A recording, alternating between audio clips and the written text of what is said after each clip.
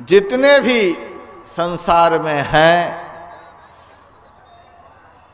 हम मानव को कौन कहे, परमात्मीय सृष्टि में जितने भी प्राणी हैं, कोई भी दुख नहीं चाहते, कोई भी क्लेश नहीं चाहते, कोई भी विपत्ति नहीं चाहते, कोई भी संकट में पड़ना नहीं चाहते। नहीं चाहते हुए भी ये सब होते ही रहते हैं। इसका कारण क्या है? इसका कारण यही है कि हमारे अंदर में पाप भरा हुआ है। पाप के 4 रूप होते हैं। बहुत बार मैंने सत्संग में सुनाया है। पाप करने में कुछ नहीं लगता है। झूठ बोलने में कितना समय लगता है, तुरंत। चोरी करने में कितना समय लगता है, नशाओं का सेवन करने में कितना समय लगता है, हिंसा करने में कितना समय लगता है, दूसरे की मां बहनों को बुरी निगाह से देखने में कितना समय लगता है, दूसरे की निंदा चुगली करने में कितना समय लगता है। समय बहुत कम लगता है। लेकिन जब यह पाप हो जाता है, जब यह अशुभ कर्म हो जाता है, इसका परिणाम झेलने में युगों बीत जाते हैं। कभी कभी पंजाब के लोग, हरियाणा के लोग, दिल्ली के लोग, अदर स्टेट के लोग हमको ले जाते हैं राइस मिल का उद्घाटन कराने के लिए, दाल मिल का उद्घाटन कराने के लिए। जब राइस मिल का उद्घाटन करने के लिए मैं जाता हूं तो देखता हूं एक जगह पर गड्ढा बना हुआ होता है।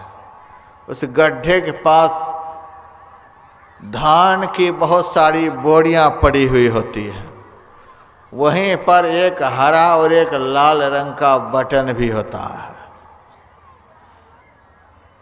राइस मिल के मालिक कहते, महाराज आप हरा रंग का बटन दबा दो। मैं उस बटन को दबा देता हूं और मशीन चालू हो जाती है। जैसे मशीन चालू होती है, लेबर लोग धान की बोरी का मुंह खोल करके उस गड्ढे में धान को डालने लग जाते हैं। मैं उनके मालिक से पूछता हूं, धान तो गड्ढा में जा रहा है, फिर चावल कैसे बनेगा? अरे महाराज, मशीन के द्वारा अपने आप यह धान ऊपर पहुंच जाएगा। तो फिर चावल कैसे बनेगा?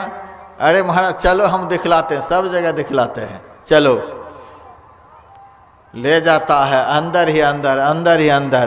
कहता है, महाराज यहां पर मोटा छिलका निकल कर गिरेगा, यहां पर बारीक छिलका गिरेगा, यहां पर चावल का छोटा छोटा कण जो होगा वह गिरेगा, यहां पर चावल का बड़ा टुकड़ा गिरेगा।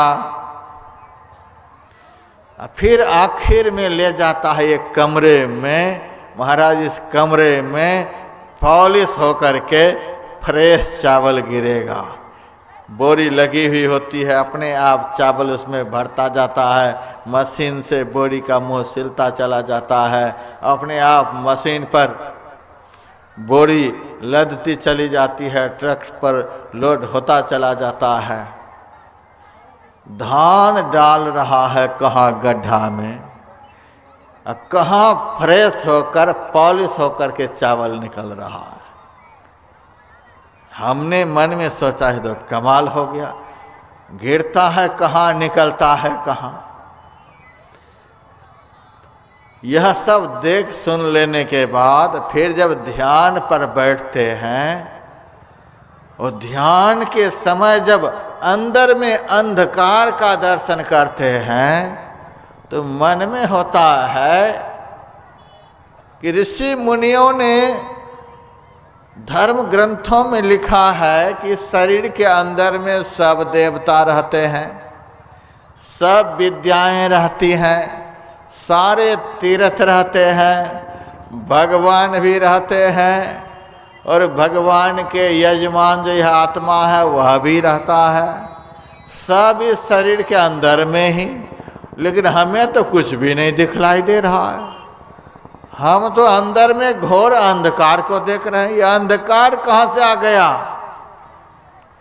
एक संत से मैंने पूछा था हिमालय में, महाराज कहते हैं शरीर के अंदर में सब कुछ है, लेकिन हमको तो कुछ नहीं दिखता है, हमें तो केवल अंदर में अंधकार दिखता है, यह क्या बात है महाराज?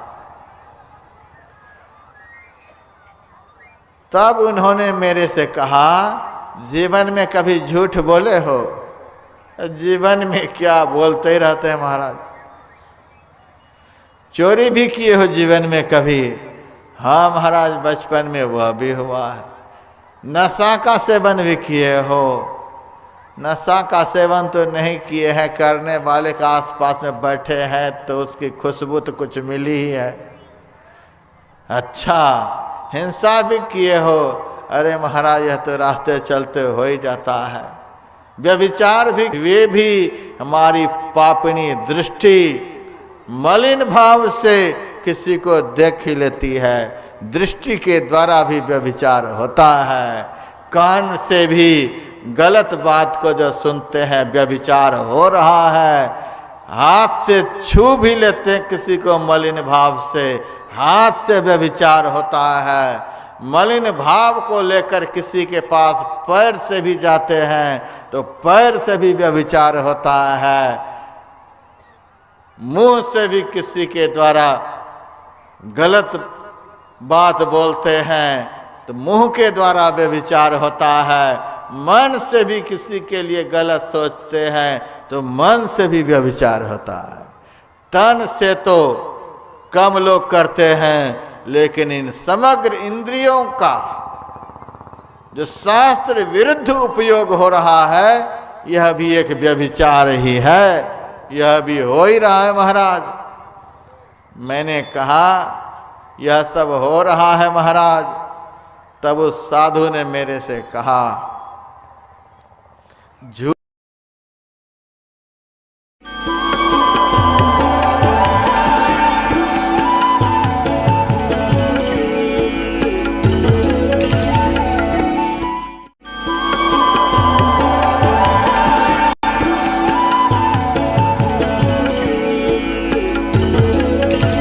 होकर के, पॉलिश होकर के ध्यान के समय में अंधकार के रूप में दिखलाई देते हैं।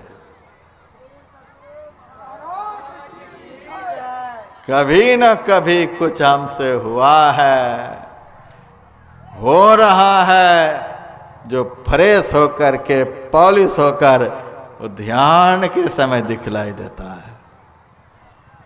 चोरी करने के समय चोरी का स्वरूप थोड़े दिखलाई देगा। झूठ बोलने के समय झूठ का परिणाम थोड़े नजर आएगा।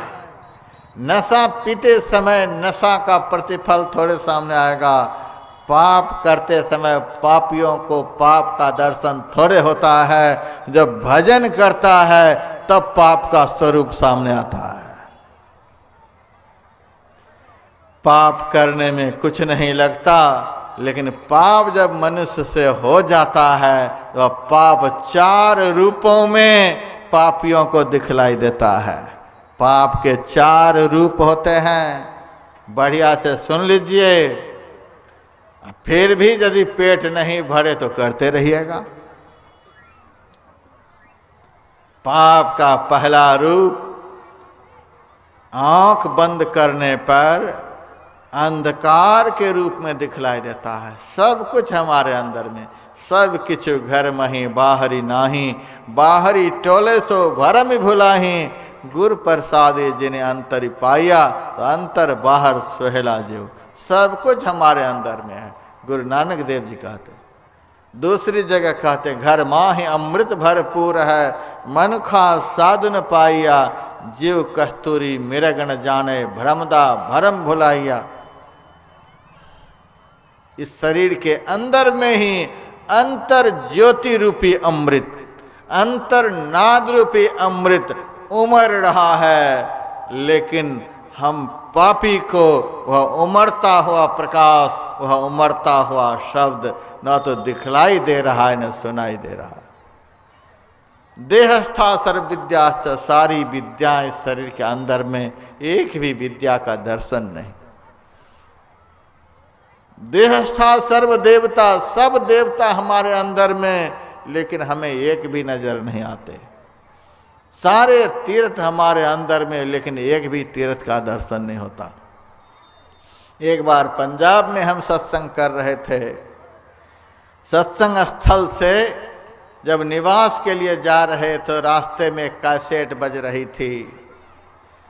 एक झोला में कांटा है रे, एक झोला में फूल है रे, अरे कुछ कारण होगा। शांति से आप लोग बैठिए।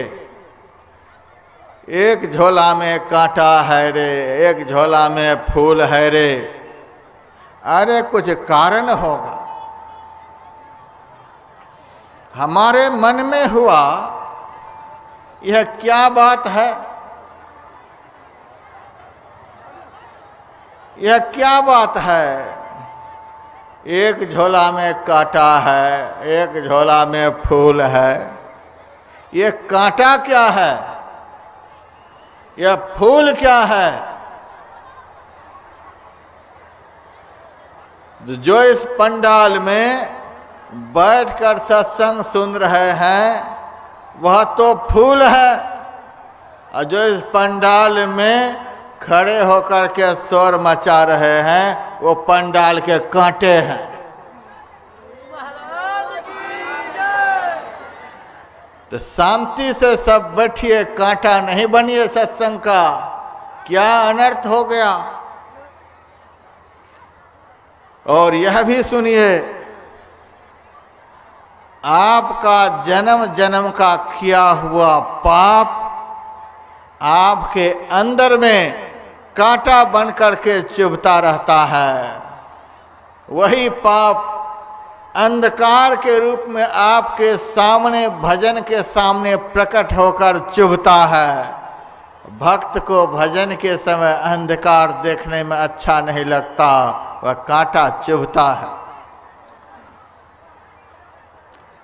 और भजन में जिसको थोड़ा बहुत आनंद आता है